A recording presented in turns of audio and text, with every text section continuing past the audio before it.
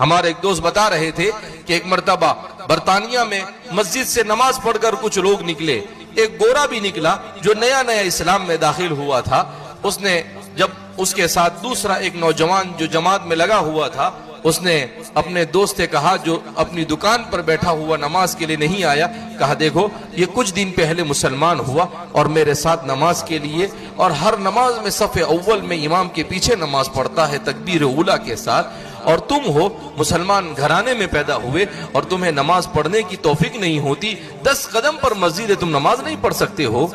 تو اس گورے نے اور نو مسلم نے اس کی بات سن لی، تو وہ کیا کہتا ہے، چھوڑو اسے، this is by chance Muslim and I am by choice Muslim۔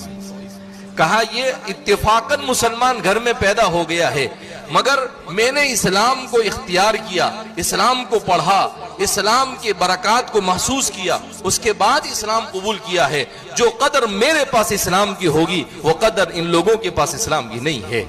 تو یہ بائی چانس مسلمان نہیں ہونا چاہیے ہمیں، بلکہ ہمیں تو سچا اور پکا مسلمان ہونا چاہیے، اور سچا اور پکا مسلمان ہونے کے لیے آدمی کو محنت کرنی پڑتی ہے، اپنے گھر میں محنت کرنی پڑتی ہے، اپنے گاؤں میں محنت کرنی پڑتی ہے، اپنے محلے میں محنت کرنی پڑتی ہے، اپنی مسجد میں محنت کرنی پڑتی ہے، اپنے ملک میں محنت کرنی پڑتی ہے، اور پوری دنیا کے چپے چپے کے انسان کو اس ایمان سے اور خالق سے جوڑنے کے لیے اسے فکریں کرنی پڑتی ہے۔ تب جا کر ایمان کی حرارت ملتی ہے، تب جا کر ایمان کا نور ملتا ہے، اس کے بغیر ایمان کا نور نہیں حاصل ہوتا ہے۔